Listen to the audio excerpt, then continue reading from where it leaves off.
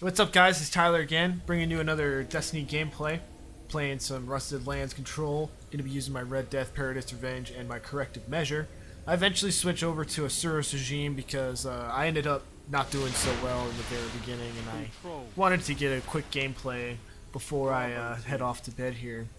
The one thing I wanted to talk about right now is there's a big surge right now of anger towards Bungie about this new move that they wanted to do with the exotics. I'm not really sure if it was new or whether it was planned or not, but I'm gonna get right to it.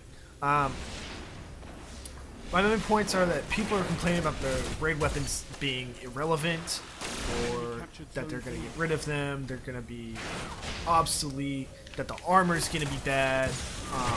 And I'm gonna bring into some of my problems going into this new raid coming up in the next week.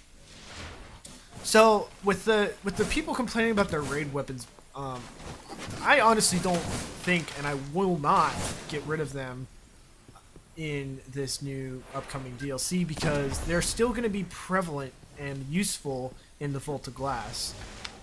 I've got some main points to this, because the raid refresh happens every week on Tuesday or Wednesday. Really, it's Wednesday where I don't know. I never get the time to it until Wednesday. But with 2 raids, that gives you 6 times to do it if you have all 3 level 30s leveled up. So that's 6 times a week that you can do the raid. That gives this game a lot of playability. It might get, repetitive. I know I've done the Vault of Glass. Sometimes it takes me maybe an hour and a half. Some days it takes me like 4 hours because the teammates are just that shitty, or they're level 28. And level 28, I'm sorry, but you just kind of fucking suck because you can't do anything.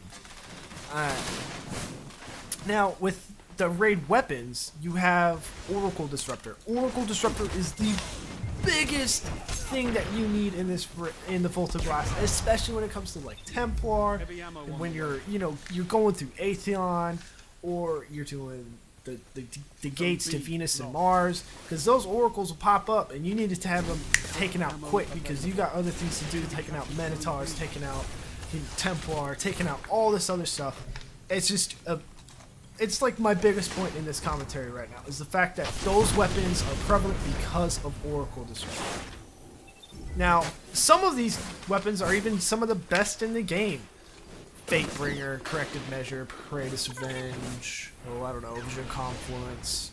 Those are some pretty big names, and I'll get to that later. And then some of these even do more damage than most. I know my Vision of Confluence does a lot of damage when I go into like a Nightfall or stuff like that. I use my Vision of Confluence as my primary every time, and then I'll usually switch around my secondary and my heavy a lot too when it comes to a Nightfall. None of these weapons that came out of the Vault of Glass are obsolete at all.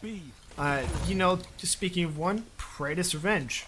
I think it's one of the best PvP snipers in the game. It has such a low recoil. It doesn't really hit that hard, but it doesn't really need to, because no matter what, snipers are either a 2-shot body shot or a 1-shot headshot. And with Paradise Revenge, when you're hitting that headshot, boom, you start exploding people, and people start exploding, people are getting damaged. You can just take out a group of people, and it has 6 bullets in a mag. I always use that 6 bullets in the mag. There's no excuse why you shouldn't be using that. And then with the stability on that thing, game over. Better than Icebreaker at that point. And this is pretty much my main go-to sniper rifle for anything really involving a void, or going into something like the Vault of Glass. I've never really used Praetorian Foil. I didn't really get it until about 2 weeks ago.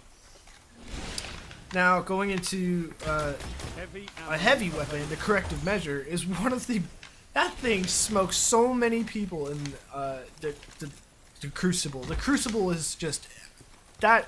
If you're not using Galahorn or Truth, you gotta use the Corrective Measure.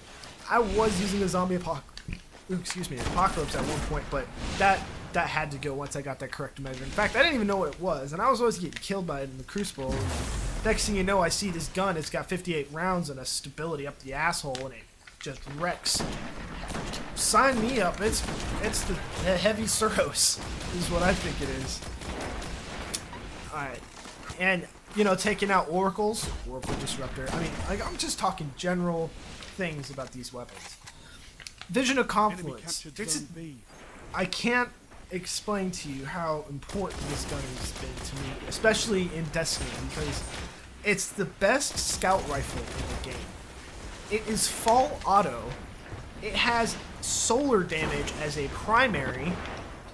It has amazing impact and 27 rounds. Or you can choose a stability upgrade if you want. How much better can you get out of that? I mean, you really can't. It's probably one of the best scout rifles. And the scopes, they're perfect for the weapon itself. 27 rounds all the way. And just solar damage up the butt. So much solar damage. It helped out so much in this week's Nightfall. I couldn't even come to words for it. That thing took out those shanks in 2 shots. It was great. Best help ever. Fatebringer. Everyone wants the Fatebringer, but I don't have the Fatebringer. I want the Fatebringer, but I can't get it. It's just like Atheon's Epilogue. I still, since the launch of the since I started the Voltaglass, I still haven't gotten the fucking Fatebringer. It has a high mag. It's an arc primary. You can't get any better than that. Absolutely. Oh, same thing with Paredes timepiece.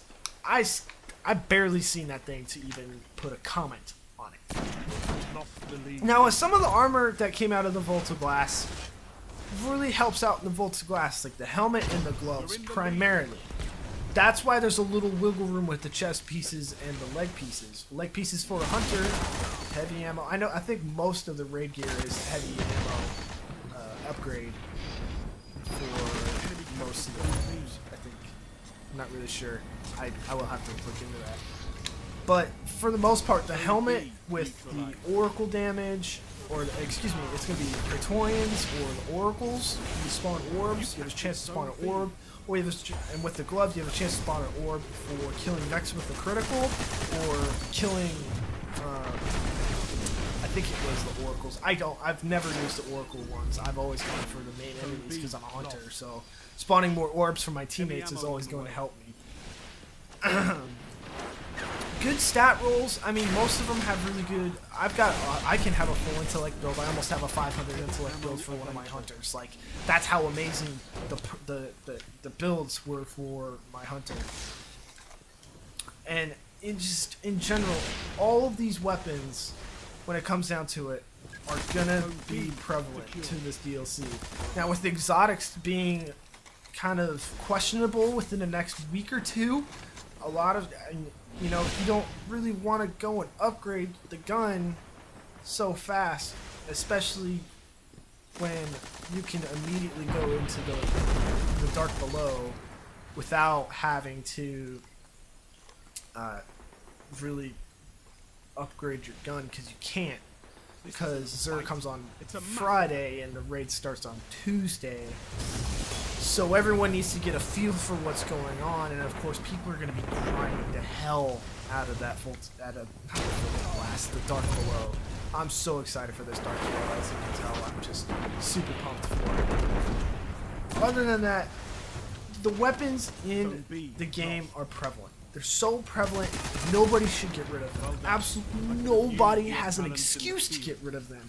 Especially if they have something like Fatebringer, because you can use that thing in PvP all day. If you wreck me with the Fatebringer, more props to you, because you found that damn thing. Anyways, guys, this is my time. I went 20-9, I think, in this Crucible match. I hope you enjoyed it. Leave a comment down below, see what you think, and I will definitely catch you guys in the next one. Happy looting.